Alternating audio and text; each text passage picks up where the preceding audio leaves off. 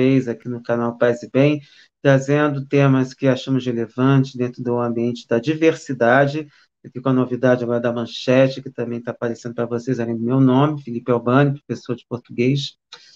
E hoje programamos de continuar o tema dos fundamentos em relação ao racismo.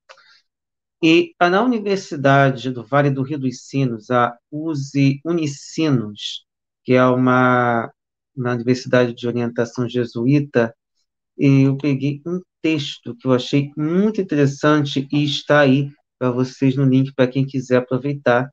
E é sobre esse texto que eu gostaria de conversar, porque apesar de estar num site de uma universidade com orientação religiosa, ele não poupa a doutrina que ele professa da situação na qual ela participa de maneira agressiva em relação a tudo que a gente vivencia hoje no nosso país e também com relação à nossa história, que é algo que é muito delicado.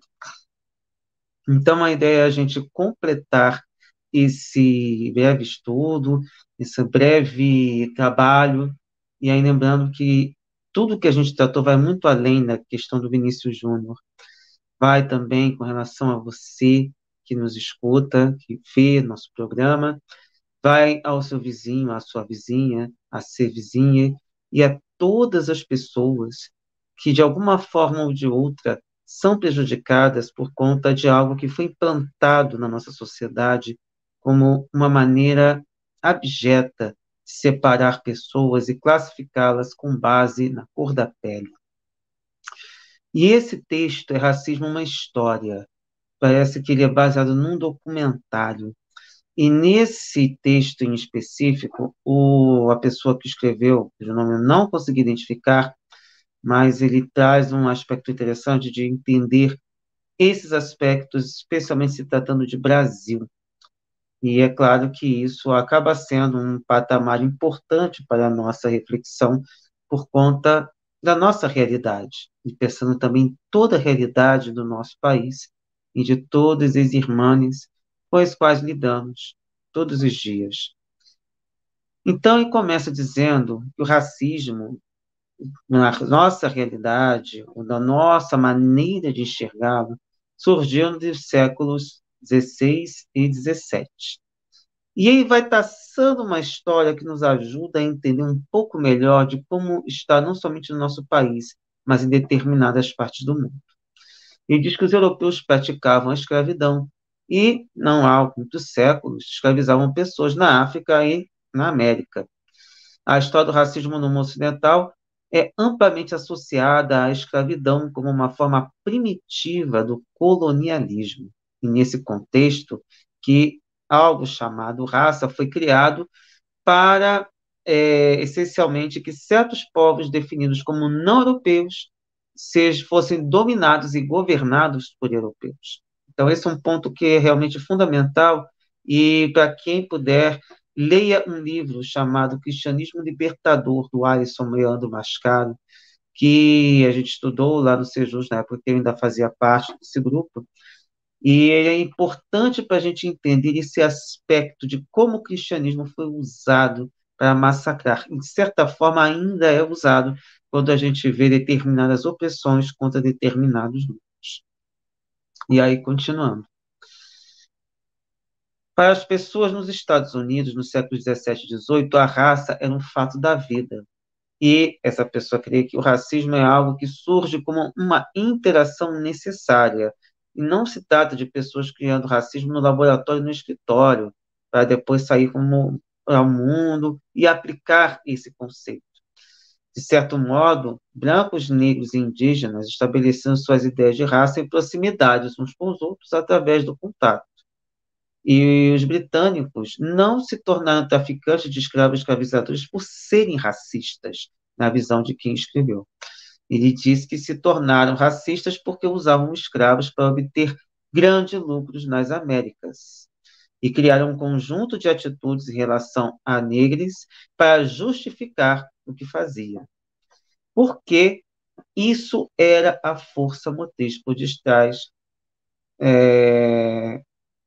do sistema escravocrata. Ou seja, tínhamos uma função, uma motivação econômica para que isso acontecesse.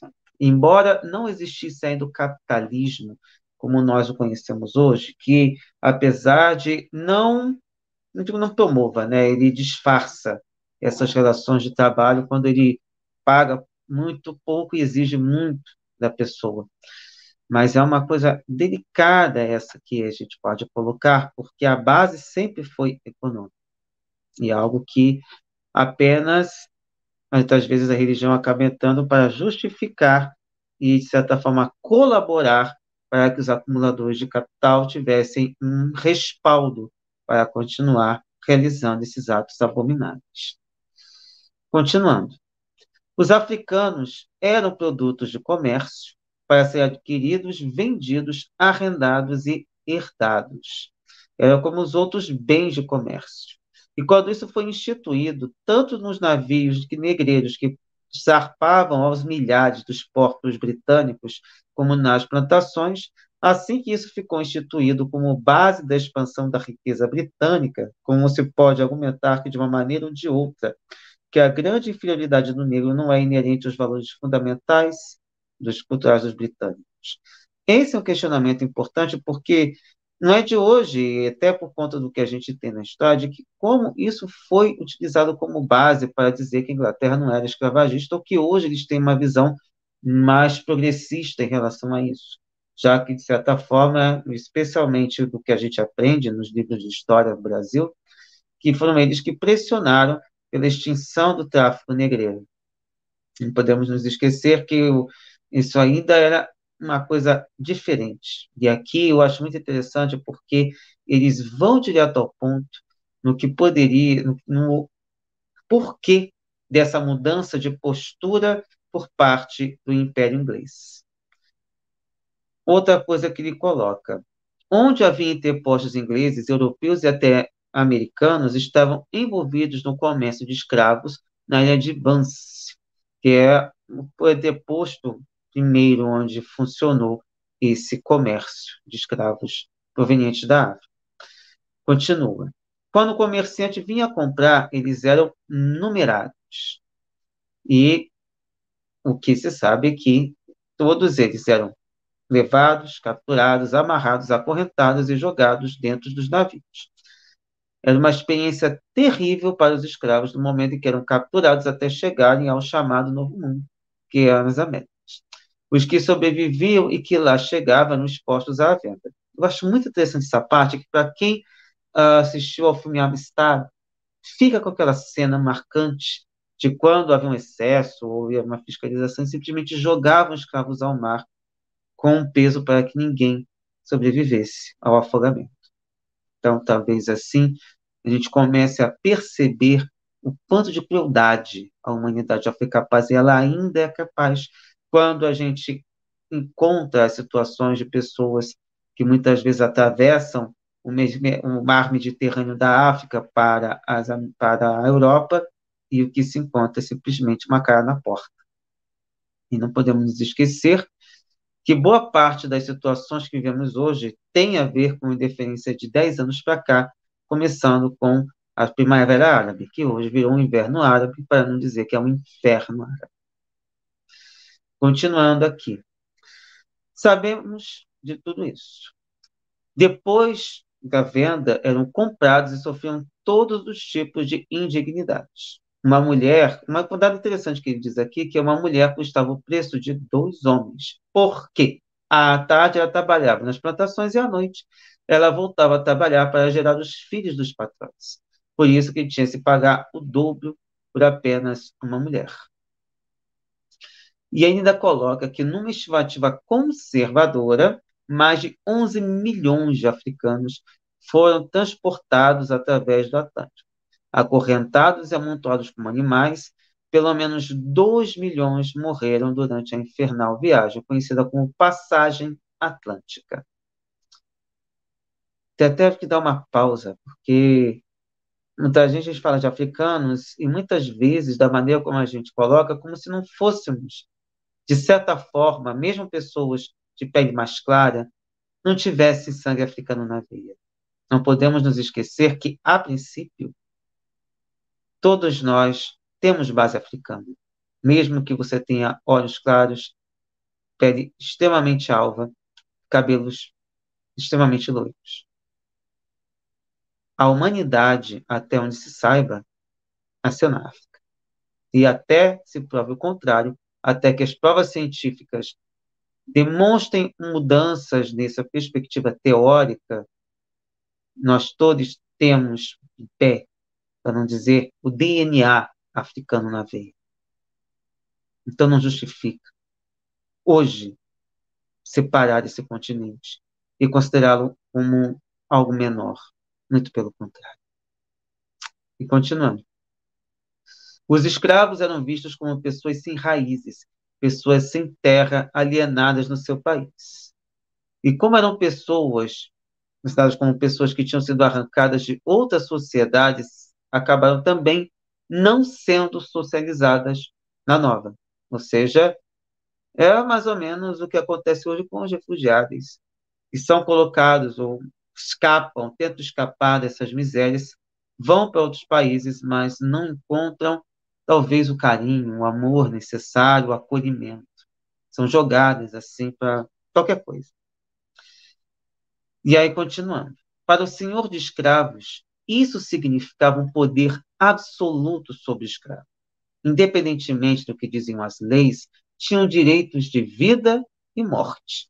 Chegou-se a uma situação em que milhares de dezenas de milhares, centenas de milhares de negros e pessoas de pele escura eram mantidas sem qualquer direito e obrigados a trabalhar dia e noite por um sistema de vigilância com chicotes e alfanjes.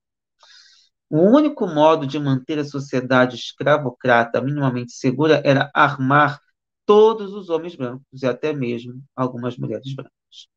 Então a gente vê o quanto alguns temas que hoje em nossa sociedade são muito mal articulados, mal trabalhados, exatamente porque esse conhecimento de história não estava bem disponível, ainda é uma coisa contra a qual se luta, e a gente vê essa luta da extrema-direita contra a difusão do conhecimento, mostra o quanto essas coisas acabaram sendo colocadas e são passadas, quase que herdadas, para se manter esse status quo de horror, para não dizer o mínimo, da nossa sociedade.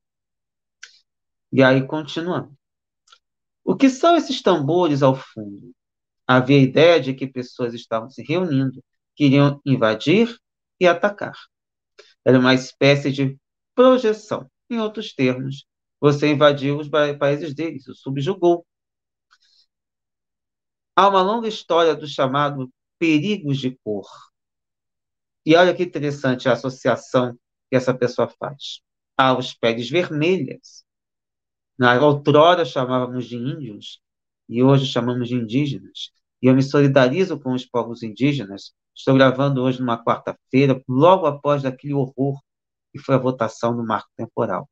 Total solidariedade aos povos indígenas para que a gente possa superar e estamos juntos nessa luta, apesar de saber que toda solidariedade que a gente puder fazer com essas populações não apagarão os 500 anos de massacre e que parece que querem continuar.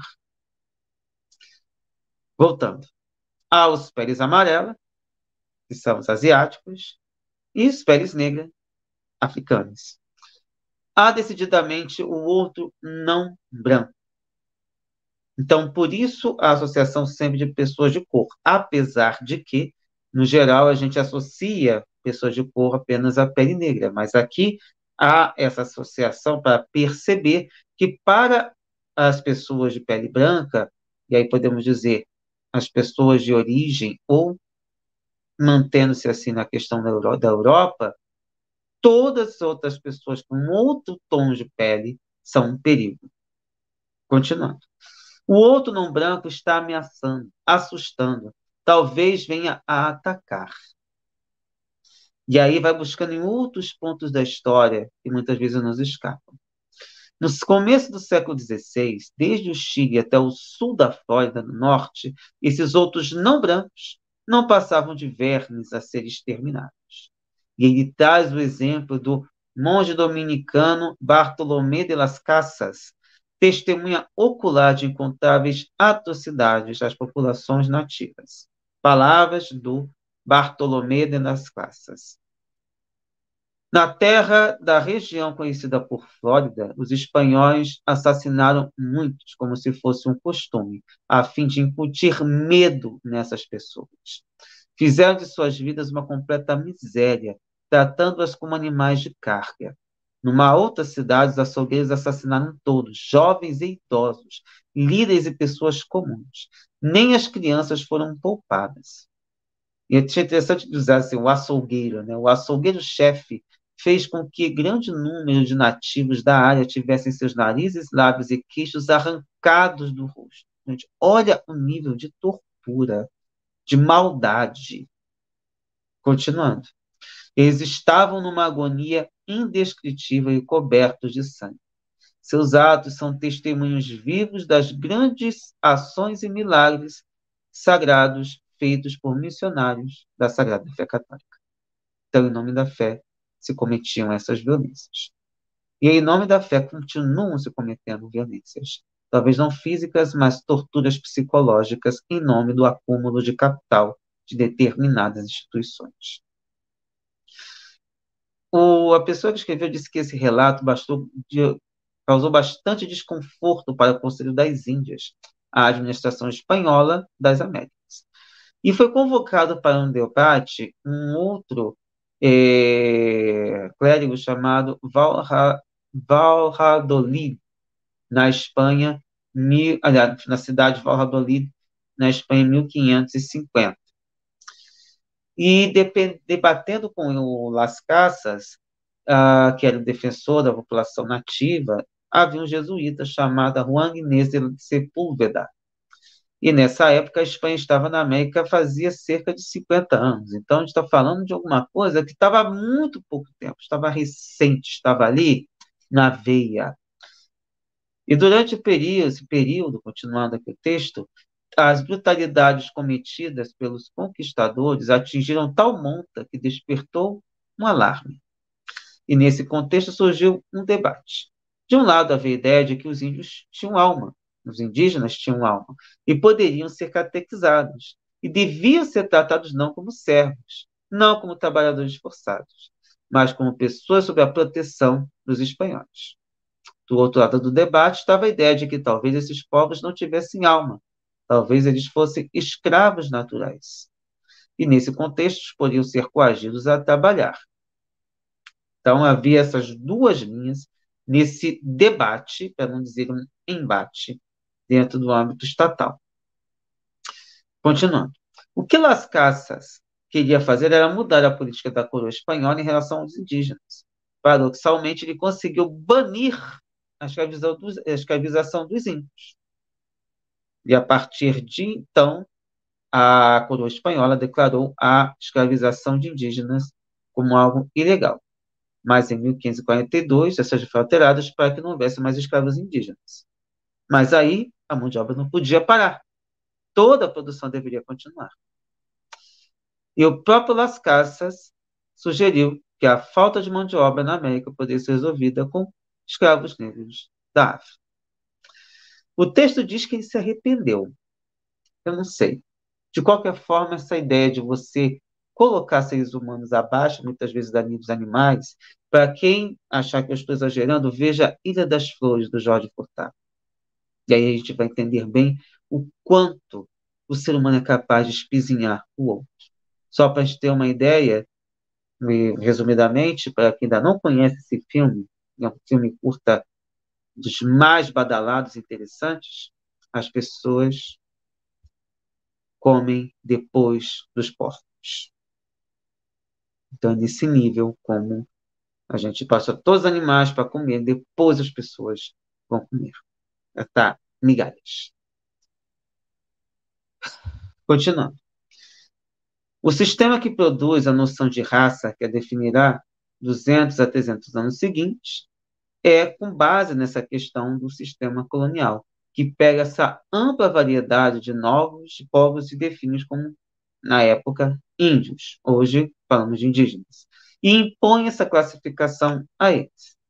E nesse contexto, começam a ver duas coisas que andam sempre paralelas com o desenvolvimento, com o racismo. De um lado, as instituições que controlam as populações exploradas e oprimidas. E nesse contexto, os debates foram feitos para definir que tipo de populações eram. Então, isso começou com advogados, passou para antropólogos, depois biólogos, sempre tentando dar uma ideia de critério científico. Porém, ele diz que o momento crucial da história racial do mundo se deve, por incrível que pareça, a Cristóvão Colombo. E aí foi interessante que quando alguém quis queimar a estátua de Cristóvão Colombo, aí a gente começa a parar para analisar com outros olhos a importância do Cristóvão Colombo, não com a viagem de 1492, mas na terceira viagem, em 1498, que foi para Serra Leoa, atual Serra Leoa, onde notou que as pessoas eram muito negras, completamente negras. Ele rumou ao leste de Serra Leoa até chegar próximo à Trindade, na costa norte da América do Sul. Ele registrou que a população era branca, com cabelos loiros, que não deveria ser possível, segundo a predominante ideia da cor da pele em todo o mundo clássico medieval. O que houve com Colombo é que as pessoas começaram a perceber que poderiam permanecer na mesma latitude e obter cores de pele radicalmente diferentes. E se isso era verdade, então deveria haver outra explicação para a cor da pele além da geografia. Aí que começaram a surgir teorias biológicas das diferenças de cor da pele.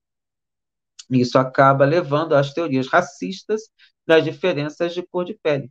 Então surge a ideia originalmente identificada como pré-adamismo, que é uma coisa que, inclusive, Kardec tenta trabalhar, a ideia do homem adâmico e tudo mais, ou raça adâmica. Continuando. E a ideia é que teria havido muitas múltiplas origens e que seres humanos pouco civilizados e mais primitivos têm uma origem não contemplada pela narrativa bíblica, mas estão próximas do mundo animal. Racismo puro nos dias de hoje, mas era como a classe dominante, ou pelo menos que estava procurando dominar lugares que a princípio eles não tinham passado ainda, passavam para entender e impor essas ideias. Essa visão, então, se desenvolve, de acordo com o texto, no poligenismo, isto quer dizer, das múltiplas origens. Quando os europeus encontraram pela primeira vez os chimpanzés, ficaram surpresos pelas semelhanças entre os chimpanzés e os humanos. Passaram, então, a denominar ou chamar os chimpanzés de tris. Mas uma das questões acabavam sendo colocadas com John Locke no Ensaio sobre o Entendimento Humano, que é a questão de os seres humanos terem cruzado com macacos. Daí vem essas ideias complicadas. Continuando. A pergunta constantemente feita no século XVII era se os povos africanos podiam ser classificados como da mesma espécie dos europeus. E Locke tinha sérias dúvidas se eram mesmo da mesma espécie ou não. E uma das explicações para os povos africanos que começava a ser ouvida em Barbados, que era uma colônia inglesa no século XVII, era que os africanos negros eram produzidos pela relação sexual entre um chimpanzé e um ser humano. Então, eles não seriam humanos. Eles são parte animal. Isso se soma a uma série de preconceitos acerca da animalidade dos africanos, sua bestialidade, sua sexualidade como animal, conforme a visão europeia à época. Até mesmo no século XX. Olha, gente, como estamos falando aí, século XX. Tem nem 100 anos isso. Tem-se a alegação de o jazz ser animalístico. Jazz. Esses são preconceitos que começam a estar presentes na cultura europeia no final do século XVII. No contexto do que achamos do ponto de vista das grandes questões científicas e filosóficas, e também do ponto de vista literário. E aí vocês nem imaginam quem eles trouxeram como exemplo. William Shakespeare. Porque no William Shakespeare você tem uma obra, uma peça chamada A Tempestade. E ali você tem um personagem chamado Caliban, que seria um estranho mestiço, e reforça a ideia de que os escravos não seriam completamente humanos. E Shakespeare, segundo quem colocou aqui, não sabia como resolver essa problemática. Parece claro que Shakespeare, na visão dele, imaginou Caliban como um escravo negro. Ele tinha a mãe africana e como pai um demônio negro. Em certo aspecto, Caliban é a primeira representação do rebelde sexualmente obcecado, violento e ignorante escravo negro.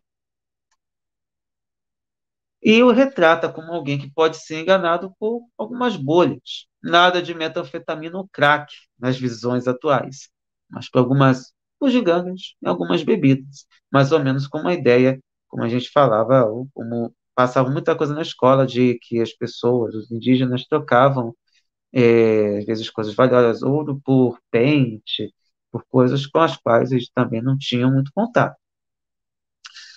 Segundo o autor desse texto, a tempestade foi parcialmente inspirada na história de um escravo que encalhou, na história de um navio que encalhou nas Bermudas, com uma tripulação amotinada.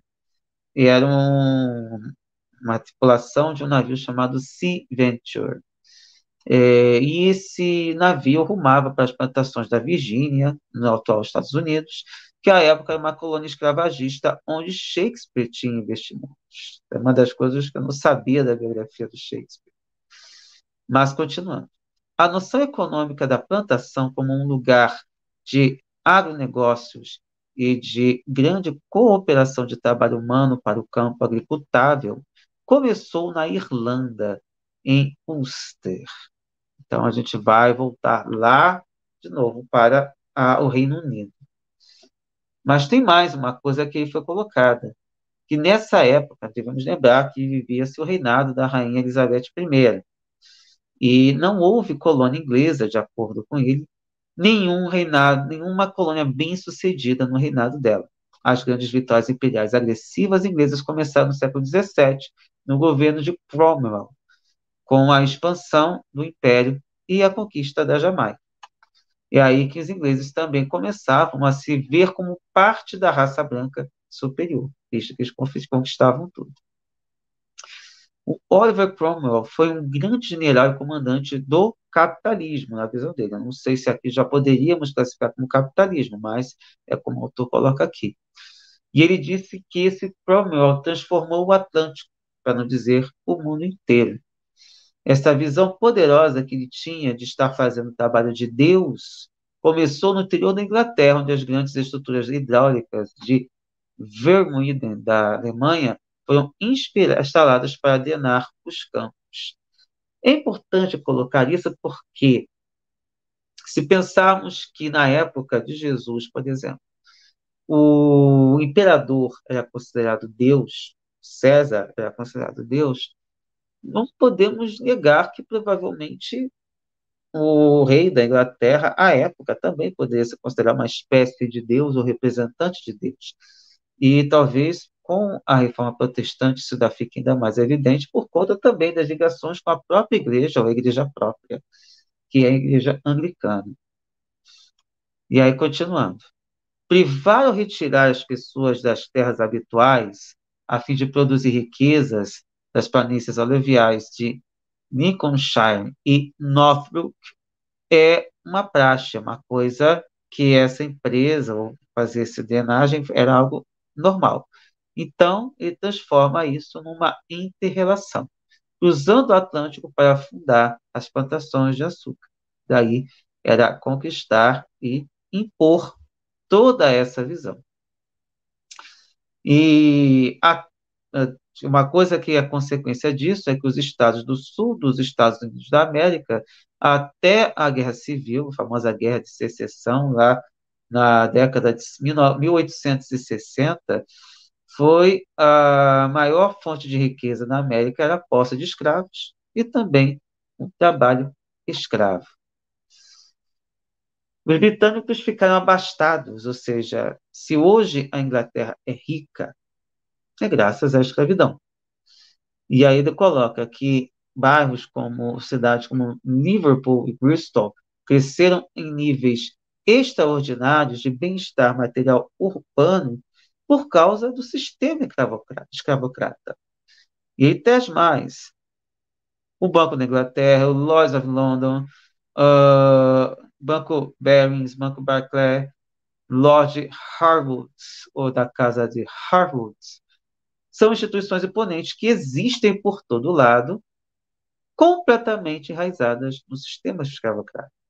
Então, muito provavelmente, mesmo uma pessoa que abra uma empresa honestamente ou procure viver a vida honestamente lá, certamente deveria saber que pelo seu bolso corre dinheiro, tem sangue nas mãos. Então, um dos pontos muito delicados em tudo que a gente para pensar sobre tudo que aconteceu ao longo dessa história. E aí, qual é a questão? Um sistema precisa de justificação. Esse é o elemento racista que ele contém, mas a sua verdadeira razão sempre foi e sempre será o lucro. Uma espécie de lavagem do lucro da escravidão, em vez de uma simples aplicação em empresas econômicas, na ver dele, ou na visão dele, uma parte importante do desenvolvimento moderno da Grã-Bretanha. A escravidão, tal como existia em algumas partes da Europa, anteriormente a este período do comércio negreiro do Atlântico, não estava completamente ligada à cor.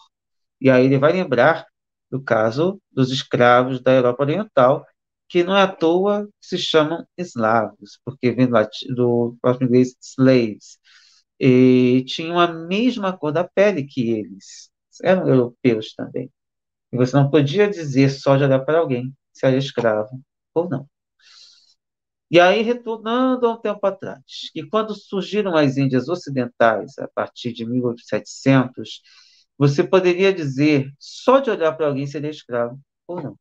Os povos antigos, no geral, não sofreram dessa forma de identificação de raça e escravidão baseada na raça, mas tinham sua própria visão, que todos os estrangeiros, ou todos os não gregos, todos os forasteiros, em princípio, podiam ser legitimamente escravizados, porque, na visão deles, eram inferiores. E não apenas os não negros que eram considerados inferiores. Os homens gregos também consideravam as mulheres gregas como inferiores. Discurso que até hoje é muito forte, especialmente por extremistas de direita e por pessoas que ainda não entenderam dessa igualdade. E aí a gente precisa realmente ter essa noção para poder combater também, dessa forma, a misoginia. Então, se as pessoas da mesma categoria, da mesma etnia, estavam já com esse pé de guerra, você imagine para mulheres, principalmente, cisgêneras, fora desse sistema. Então, é uma coisa muito cruel. Continuando. O sistema racial pode assumir simplesmente a forma de aversão, de desagrado. Mas no caso da escravidão, a escravidão na América assume forma de dominação, de exploração. Não é apenas um preconceito casual de pessoas diferentes de nós. É a determinação de usar estas pessoas diferentes de nós. Portanto, se a cor da pele é diferente da minha, eu posso usar. Está legitimado.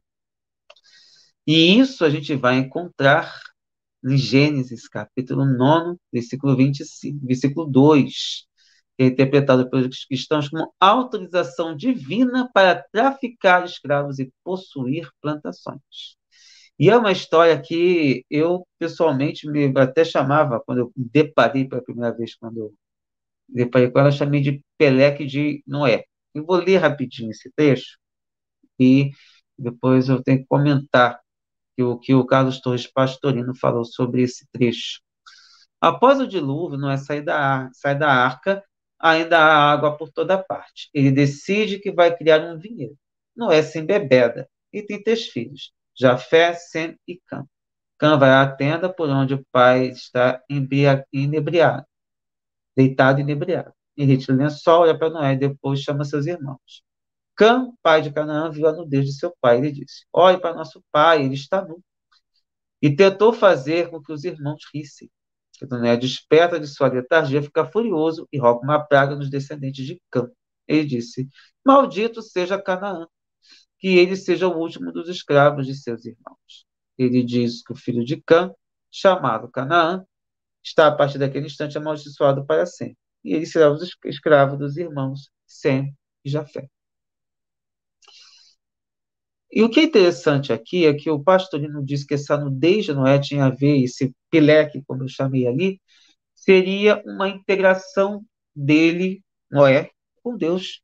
No qual ele tinha acabado de ter esse momento, talvez de epifania ou de uma boa inspiração, que foi a questão da construção da arca.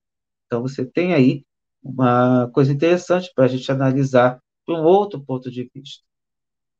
Para quem quiser depois, procura uma obra pastorino gigante chamada Sabedoria do Evangelho, em que ali ele menciona rapidamente sobre isso, para justificar a questão do vinho, presente em diversas passagens bíblicas. E aí, continuando. A maldição de Cã não foi especificamente negra. Um escritor medieval representando os lordes senhoriais que escreveu: os camponeses são descendentes de Cã e por isso devem servir. Então, não necessariamente estaríamos falando de africanos. Outra coisa, que a palavra escravo surgiu do termo eslavo. Pessoas que tinham sido capturadas nas fronteiras orientais da Europa. E somente por volta do século XV, quando os portugueses no noroeste da África começaram a identificar especificamente africanos como maldição, ou seja, podemos dizer que essa ideia de que africanos seriam descendentes de Cã, ou Canaã, são, digamos assim, estimuladas pelo povo português. E aí, continuando.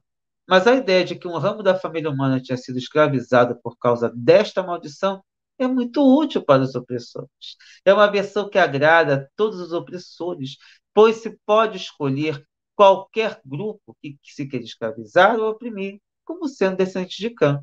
Se eram os camponeses, por que não os africanos? E aí se tem uma justificativa bíblica para maus tratos. O cristianismo é apenas um aspecto de um número de diferentes sistemas de pensamento que criaram as bases coloniais para os tipos de conhecimento e passariam a ser utilizados para definir populações não europeias. E aí a gente sai do cristianismo, vai para o liberalismo, noções de humanitarismo e, por fim, do capitalismo. Todos são intervenções para tentar gerenciar e explicar o empreendimento colonial. A ideia era mudar as coisas para continuarem as mesmas. Muda a justificativa, mas a prática continua idêntica. Continuando. Sem questionar o empreendimento colonial, sem questionar o que é a escravidão atlântica. O papel do cristianismo, a rigor, nessa visão, seria muito mais complexo. Que, embora parte da sua história aceitou a escravidão como parte natural, ordem natural das coisas.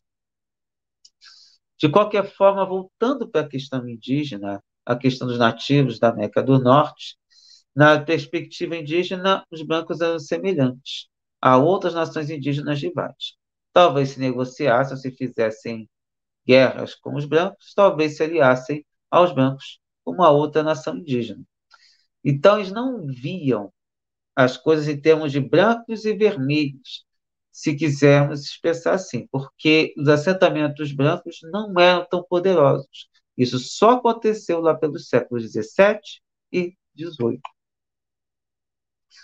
E foi justamente nesse século XVIII que começou um período de 100 anos no qual os indígenas começaram a perceber que a batalha era entre eles e a população branca. E olha os casos. Em 1763, ficou claro para um grupo de diferentes de indígenas do centro-oeste estadunidense de que os ventos estavam mudando. E assim eles iniciaram uma rebelião, liderada por um indígena Ottawa chamado Pontiac, que cercou o forte britânico em Detroit. Ele não conseguiu destruir o forte, mas assustou as pessoas de lá desse local. E ele fez com que Londres decidisse lidar com esse problema. A princípio parecia ser um problema dos indígenas do Centro-Oeste. À época, o rei era o George III, que declarou em 1763 uma linha de proclamação que proibia qualquer colono branco se fixasse além das montanhas dos Apalaches sem a sua autorização. Efetivamente, a ideia era frear os assentamentos brancos para preservar as relações comerciais britânicas com os indígenas. Mas a ironia é que havia muitos colonos brancos viajando para a América à procura de terras. Então, algo que já era uma coisa que já estava acontecendo, não havia como impedir. E a proclamação real, essa proclamação cria uma nova tensão entre colonos brancos da América à coroa. E esse foi um dos fatores para a Revolução Americana que levou à independência em 1776. Os colonos brancos passaram a acreditar, depois de 1766, olha a situação, que o governo britânico não os apoiava mais aos índios. Ou seja, a Revolução Americana para a questão da independência não foi só por uma questão de se tornar independente da Inglaterra, foi para explorar também as terras indígenas. Olha que loucura. E o que também prova isso? Após a Revolução Americana, no processo de evolução, os americanos ficaram brancos, ficaram ainda mais aguerridos. E os novos Estados Unidos da América deixaram de ser uma nação amiga de indígenas. Os nativos americanos estavam numa situação difícil. Se eles se aliassem aos britânicos, cuja base era o Forte Detroit, arriscavam sofrer a ira dos rebeldes sediados em Fort Pitt. Se eles se aliassem aos milícias americanos e aos seus milicianos, estariam pedindo uma reação implacável dos britânicos. E quanto a tentarem ficar neutros, mesmo se estivessem na Pensilvânia, um estado fundado por Quakers, sob os princípios do amor cristão, também sofreriam consequências fatais. Um grupo que permaneceu neutro foi dos índios indígenas cristãos Moravian, que estavam reunidos em 3 pequenas comunidades, e a mais importante delas, a chamada de Gnadenhoten. Como Moravian cristãos, devia haver 100 a 150, tentar ficar de fora da guerra. Não eram índios hostis. Tinham adotado muitos dos costumes e equipamentos e tecnologias de brancos. Liam a Bíblia e entoavam os hinos. Eram, para todos os efeitos, um modelo para as pessoas que, no século XVII, queriam converter e civilizar indígenas. Então, um grupo de milicianos da Pensilvânia chegou. Sempre tem, porém, alguém para atrapalhar toda essa história. E quando eles recolheram tudo que podiam servir como arma, ferramentas, machados, o que quer que indígenas tivessem que pudesse ser usado contra eles, milicianos se reuniram e decidiram matar todos os indígenas. Cada um dos indígenas, na verdade, era a maioria de mulheres e crianças. Muita covardia. E, a princípio, cerca de, enfim, muitas delas foram massacradas. E foram levados aos pares para uma cabina, onde recebiam um golpe de martelo. E, ao fim do massacre, os milicianos brancos desapareceram. Nunca foi tomada qualquer medida legal contra eles. E o argumento foi que esses indígenas tinham ferramentas como inscrições, tinham livros e implementos que só podiam ter roubado de pessoas brancas. De certo modo, os pertences que demonstravam que esses indígenas cristãos eram civilizados foram usados contra eles. Olha como as coisas acabam se colocando em outros patamares. A gente vê aí estratégias semelhantes na imprensa, estratégias semelhantes por parte da extrema-direita também. Continuando. Quando a festa do chá de Boston ocorreu em dezembro de 1783, como protesto contra os impostos sobre o chá fixados por Londres, temos os patriotas correndo para os navios da Companhia Britânica das Índias Orientais e jogando o chá no mar vestidos de indígenas. Isso é muito interessante, porque isso é para provar que eram americanos. E quando se passa a fase da dominação militar dos indígenas, eles se tornaram bastante úteis culturalmente ao articular o americanismo, a ideia de ser americano. Por isso, há motivo para ver carros chamados de Cherokee e Pontiac. Ou seja, a influência dessa história está aí até hoje. E se formos listar os chefes indígenas, vamos encontrar Apache, Tomahawk. Apache, nome de helicóptero, Tomahawk, nome de míssil. Então, isso também é usado para batizar as armas hoje do Império. Continuando. Como muita gente cita, o indígena aparece na moeda de 5 centavos, mas o africano não aparece em nenhuma. O indígena é uma espécie de símbolo do estilo americano. O destino da América era ser civilizada, e os indígenas tinham que se civilizar ou desaparecer. Mas eles continuavam a ser mais identificados ao estilo estadunidense, americano, do que os africanos poderiam ser. E uma das principais marcas distintivas entre brancos e negros nos Estados Unidos foi a ideia da lei da única gota, a pureza de sangue. Olha como as coisas estão interligadas, pessoal. Para ser branco, de acordo com o texto, não podia ter um antepassado negro conhecido. Nem sempre isso era imposto, mas era lei. O casamento interracial com os indígenas e remonta a duas personagens históricas, que foi o John Rolfe e a Pocahontas, não era tabu, não era problema.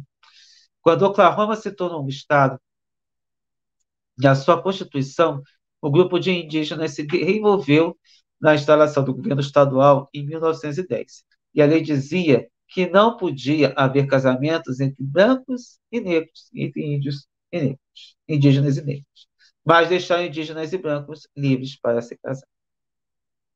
Então, havia toda uma articulação para manter determinado grupo livre de determinadas proibições. E aí a gente vai parar agora em Immanuel Kant, que tem artigos em antropologia e em geografia física, nos quais ele descreve uma espécie de nível de 4 camadas de seres humanos. Essa é uma visão racista e restritiva da personalidade, na qual o pré-requisito das pessoas a personalidade é ser branca. Apenas a camada europeia, ou seja, a primeira camada, teria o necessário para serem pessoas completas. Asiáticas estariam abaixo das europeias e negras abaixo ainda dos indígenas da América. Enfim, é só para a gente ter uma ideia. E o que é pior, o que é mais abjeto, que acaba envolvendo também, em especial, a doutrina espírita, que sofre acusações de ser racistas, mas muitas vezes a gente esbarra nessas situações. O iluminismo forneceu as bases para os argumentos de igualdade social e política de todos os homens, mas, ao mesmo tempo, forneceu oportunidade para olhar para os seres humanos não como filhos de Deus, mas como variedades de um animal. Se decidiu que certos seres humanos não são humanos, que não pertencem à mesma espécie. Então, eles não teriam qualquer direito de assinar contratos e não poderiam fazer parte do contrato social que forma o sistema político. E é exatamente isso que acontece nas primeiras democracias. Negros não tinham direito ao voto. Então, a gente vê aí outro problema colocado aí por esse pessoal. Continuando, que apesar das atrocidades perpetradas por espanhóis e portugueses após a chegada, ou como eu hoje também prefiro dizer, por conta da solidariedade com os povos indígenas, que eles invadiram as Américas e tomaram conta de tudo, colonizadores acabaram desenvolvendo uma sociedade na qual europeus se misturaram com indígenas numa escala inimaginável na chamada América do Norte franco-inglesa, já que havia essa separação. No sul, isso era conveniente para os colonos. Eles tinham de se multiplicar por ser extintos. E não havia muitos deles. Os espanhóis vinham de índios de forma diferente, indígenas de forma diferente dos britânicos. E aí fica claro assim, que a Espanha nunca colonizou a América com o mesmo número de colonos trazidos da Grã-Bretanha e da Inglaterra.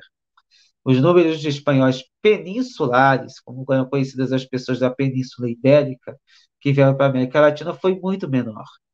E isso começa no período do Iluminismo, no final do século XVIII, à medida que o abolicionismo começa a chegar a esta parte do mundo aqui.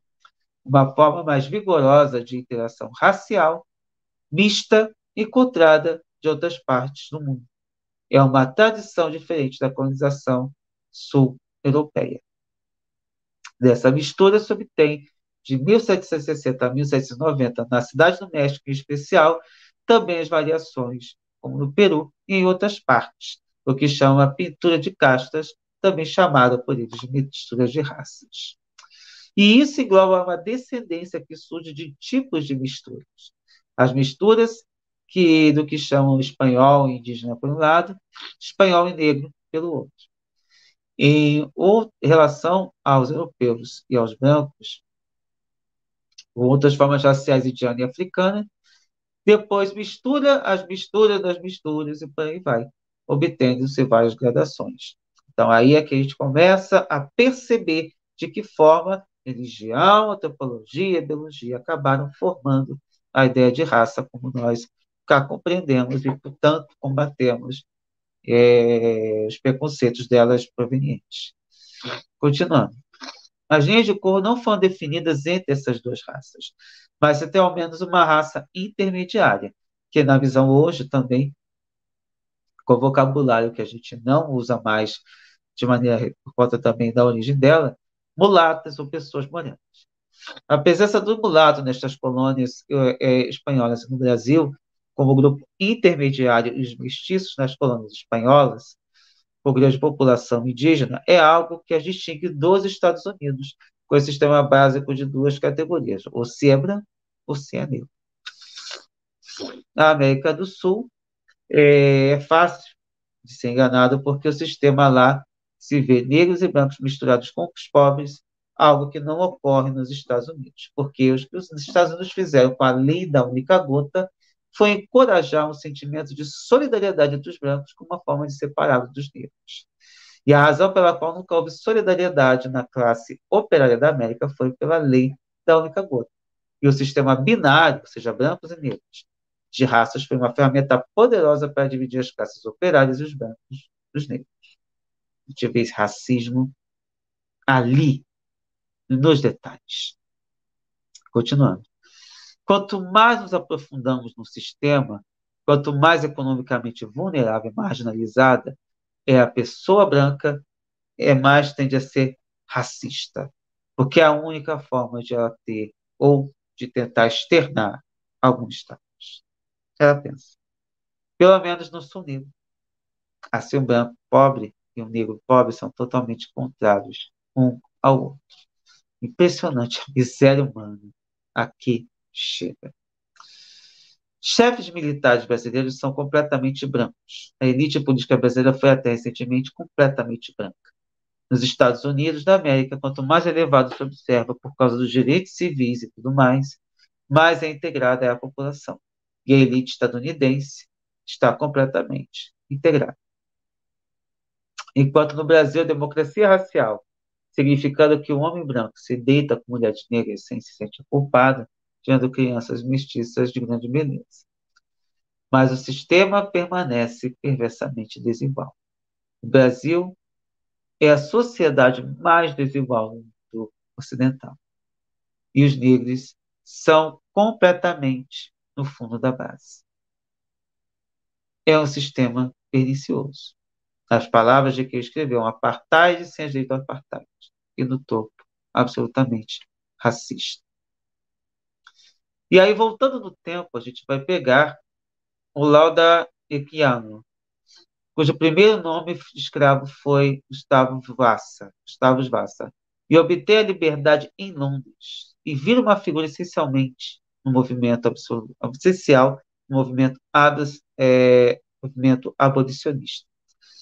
Na sua autobiografia, realmente se torna um documento político transformador para o movimento abolicionista. Ele é um dos grandes abolicionistas que ficaram legados à margem da história, porque, afinal, por que essa figura foi tão esquecida? O que nós temos é William Wilberforce, retratado como um grande herói que aboliu a escravidão. Não importa que grande abolicionista se escolha, encontraremos forças ainda mais maiores por trás deles. Do cristianismo radical dos quakers aos operários, formando o que seria o sindicalismo. Outra coisa sobre Keanu foi que ele uniu artesãos da sociedade londrina de correspondência. Em 1792, ele os reuniu aos trabalhadores do aço, aos mineiros do carvão e aos operários das fábricas de Sheffield. E nesta união do proletariado industrial dos artesãos de Londres, que os historiadores comumente veem como início da classe operária inglesa como um todo. Então, partido de negro. Negro conseguiu fundar esse movimento operário de alguma forma. No período que se vê mais solidariedade entre africanos escravizados e a classe operária branca, ao menos na Grã-Bretanha, foram os primeiros anos do movimento abolicionista. Iniciado em 1780, quando milhares de britânicos assinaram petições dirigidas ao parlamento contra o comércio de escravos. E, surpreendentemente, muitas dessas petições vinham de operários. Essa identidade, de certa forma, se perdeu em algumas situações. Diz aqui o texto que 769 metalúrgicos em Sheffield assinaram uma petição memorável ao parlamento que dizia: deviam esperar que fôssemos favoráveis ao comércio de escravos de troca, comércio de escravos, porque vendemos muitos dos africanos, dos artigos que fabricamos aos capitães dos navios negreiros, que os usam como mercadoria de troca por escravos na África. Mas queremos expressar nossa solidariedade com os nossos irmãos africanos e sabemos que eles não desejam ser escravos. É um movimento muito lento, uma espécie de descolamento das placas tectônicas da vida ocidental no século XVIII. E esse deslocamento é espiritador iluminismo, que mudaria as visões teológicas. Por isso é importante estudar a história, por isso a importância de estar atualizado. Continuando. O fato decisivo que afetou toda a cultura na época foi a primeira revolta de escravos bem-sucedida na história e o primeiro rompimento com os poderes imperiais europeus, que foi a Guerra pela Independência do Haiti, que começou, segundo eu coloco aqui, em agosto de 1791. Uma ilha originalmente colonizada por espanhóis e que efetivamente abandona a parte ocidental da ilha, ocupada pelos franceses, que acaba criando sua própria colônia, a chamada Ilha de Santo Domingo, onde estão Haiti e a República Dominicana. Dizem aqui que a produtividade era enorme, por isso todos os impérios nas Américas estavam de olho no Haiti. Adorariam poder controlar aquele setor da economia. E o início da Revolução ocorreu na planície norte de Santo Domingo, que era uma zona altamente industrializada, na qual enormes plantações de açúcar existiam, de cana-de-açúcar. E foi nesse momento que a Revolução começou. E essas plantações, que ficavam nos locais mais industrializados do mundo, em termos de combinação com agricultura e produção, geraram essa revolução. E nele surgiram também, ou seja, nessas plantações surgiu a revolução.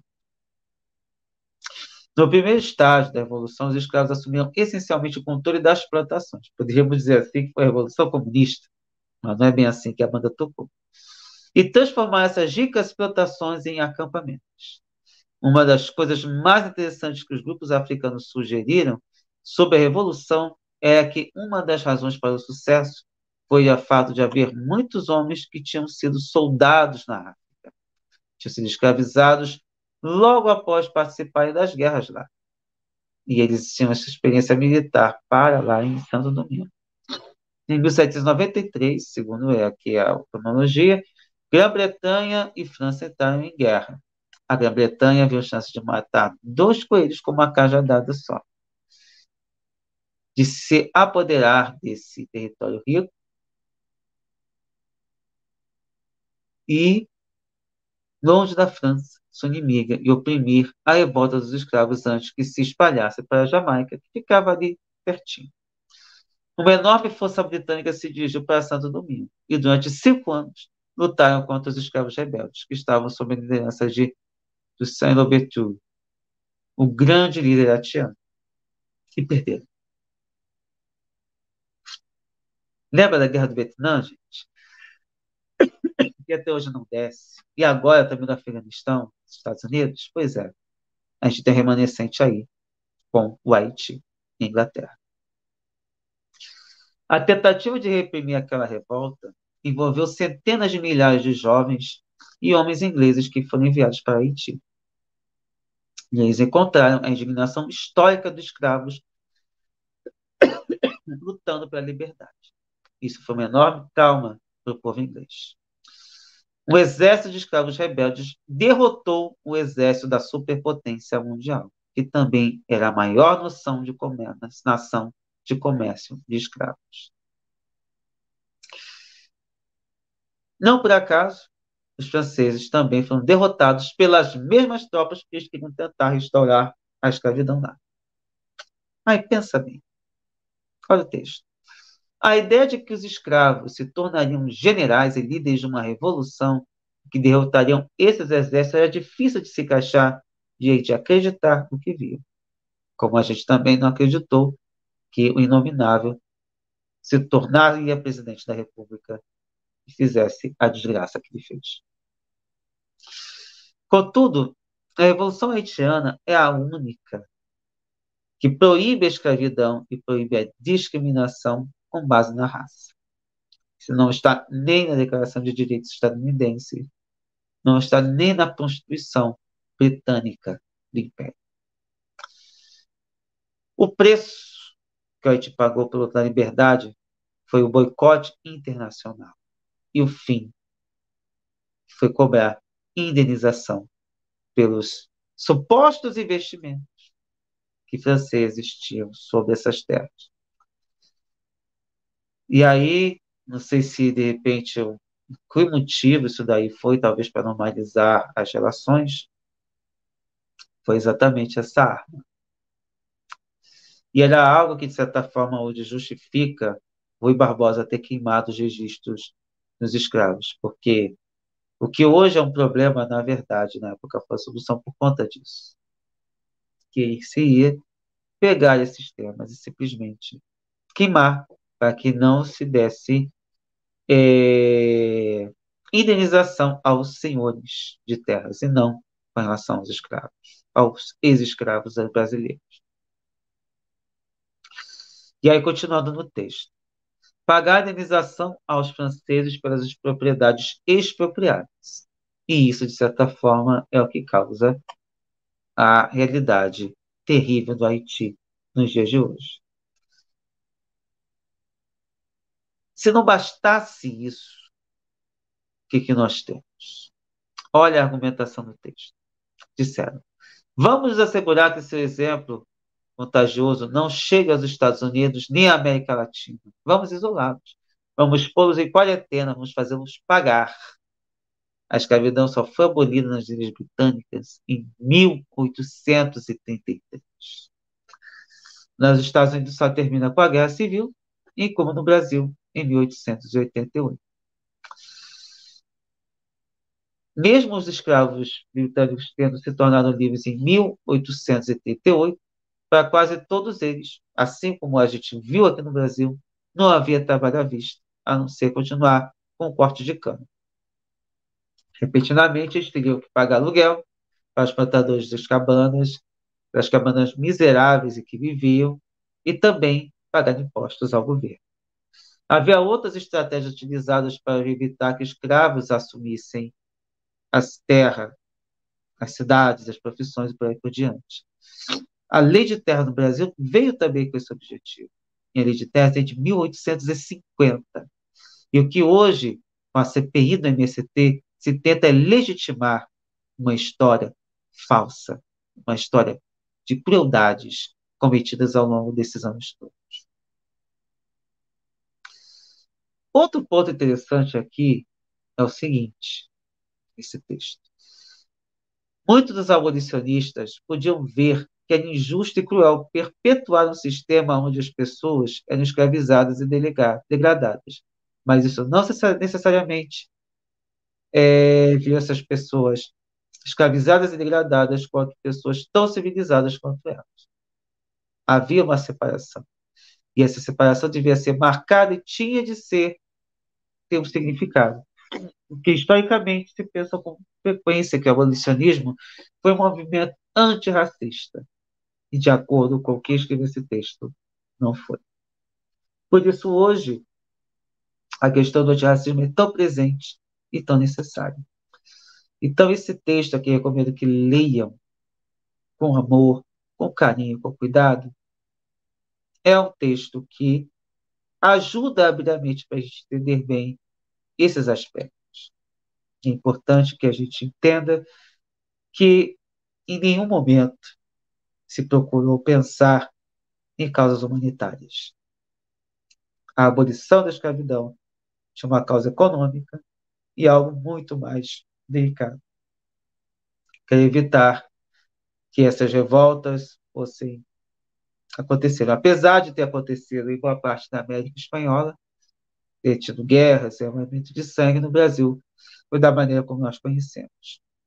E é colocada, apagada, todo o rastro de sangue que levou à Lei Áurea em 1888 e a luta de hoje, que hoje esbarra nesse recrudescimento da extrema-direita. Por isso que o conhecimento é sempre necessário para te entender que enquanto o capitalismo ainda existir, teremos todas essas farsas e todas essas tentativas de se disfarçar a verdadeira intenção, que é continuar uma escravidão, seja pela cor da pele, seja de outras maneiras. E com isso, a gente encerra, lembrando que, infelizmente, muitas igrejas, muitas doutrinas acabam reforçando, acabam entrando também nesse patamar, no qual a gente não pode jamais aceitar. Por isso, nós encerramos o nosso Espiritualidade e Diversidade de hoje, agradecendo a presença de todo mundo. Lembrando, por favor, curtir, compartilhar, permitir que a gente possa manter esse trabalho. Quem puder também ajudar com a assinatura solidária, para a gente manter esse programa, manter todo o canal no ar. A gente não trabalha com a monetização do Google, a gente trabalha com as doações de vocês. E com isso a gente consegue manter este programa e todos os outros no ar. E aí, por isso, eu sempre deixo aqui a programação do nosso canal para que vocês possam ver toda a diversidade que a gente tem, que a gente procura também ampliar ainda mais. Então, no mais, gente, a gente agradece por todo a companhia de vocês, agradece por todo o carinho e a gente já vai caminhando para o encerramento.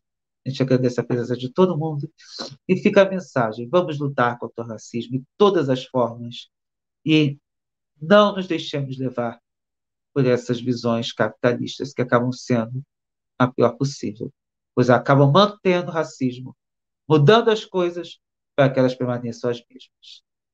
Então, gente, um forte abraço. Um beijo enorme. Perdão pela voz falha agora no final. Então, gente, tchau, tchau. E até semana que vem, de preferência com a voz no lugar. Tchau, tchau.